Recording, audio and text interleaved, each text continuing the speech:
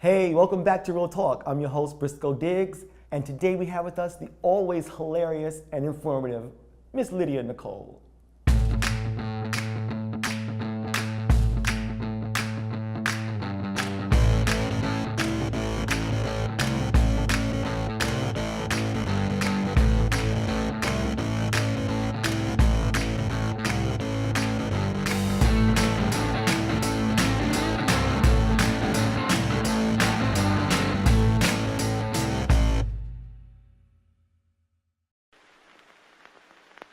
Thank you so much, Lydia, for being here. I really appreciate it. Thank you, awesome. Briscoe. You're so nice. Thank you. But you forgot to say one important thing. I'm a yes. mother. Oh, I'm a mother. And okay? a mother. That should have been first. That's it. Yes, I'm a mother. That's great. Everything else after.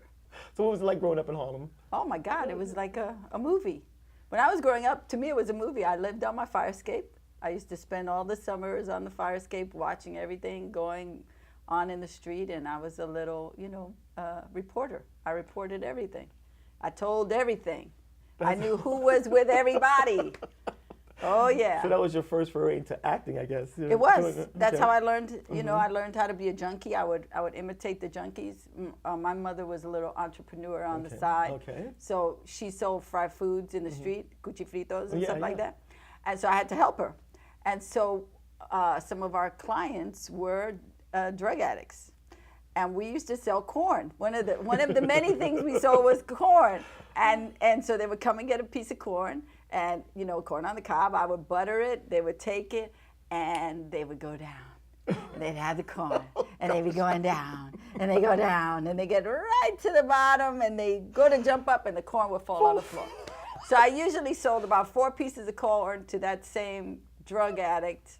So it was repeat customers It was in the same fabulous. day. That's Yeah, awesome. so I learned how to, I learned how to act from watching the drug dealers, from watching the hookers. What was it like being black and Puerto Rican in the neighborhood? Well, I didn't have that in really, common. I didn't really get it until I started high school. Okay. And you had to fill out the forms. And they wanted to know what you were, black or, and it wasn't even Latino, it was black, white, or other. So I would always check off other, and I'd get in trouble. And I didn't realize back then what the purpose of those boxes were. It was to disseminate funds. Right. And so I would get into trouble all the time. I said, I'm other. Right. Because what I am is not here. Right.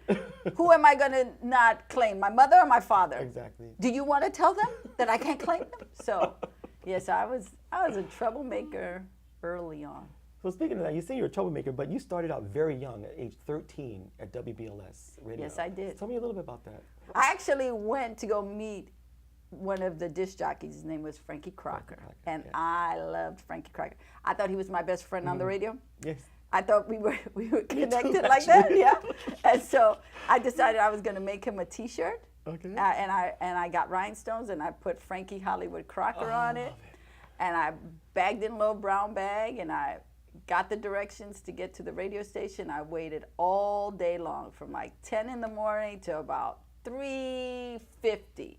And this guy who had let me stay there said, could you go get me a soda? So I went to go get the soda, and Frankie had already come through. Oh, gosh. So I missed him. I was so bummed. Right. And he said, what happened? He just came. So I came back the next day. And it was the best thing that could have happened, because now he was alerted that I was waiting for him. So when I came, he was expecting me. Nice. And he took me up to the radio station, introduced me, gave me all these. I must have had like 50 records in my hand, albums. And when he left, I turned to his assistant and I said, I can't take this. My mother would kill me. She would want to know how I got this. I got to take this. And so she looked at me like I was crazy. And then I came back a second time because I'd written a little script that I wanted him to make, because I thought that's how it goes. Yeah, right. And so then I came back the third time to get the script and find out what the deal was. And the third time I got there, his assistant put me to work. And I was there for 4 years, all through high school. They paid me $10 a week, and they fed me. I got to go to all the shows. I got to work. Frankie produced a lot of concerts, so I got to work backstage. So I got a lot of training within those years, and by the time I was graduating high school, I was an assistant music director. Right. So I went from gopher to assistant music director, and then I became music director. And then shortly after, I moved out to California. For those of you that don't know, WBLS is a legendary R&B radio station in New York City. Frankie Crocker and Hal Jackson were legends. Yes. And they really, they put that on the map. So and they created that urban format. Contemporary radio. Yes, that's where it started. And you're in the forefront of that. This and is I amazing. was there right at the beginning. I'm honored though, because I used to listen to I that had radio a all the clue, time. but I was yeah, there. yeah, exactly. You don't know at the time. Yeah, That's great. and everybody took care of me. The lovely Right. thing was I had all these people in the record business just taking care of me, and I had uncles and aunts, and so it was amazing. I had a dual life because home was crazy bad, and then I would come, I would come to the radio station, and I was like the princess. That's great. So Yeah. you needed that. You needed that. Yeah, it saved my life.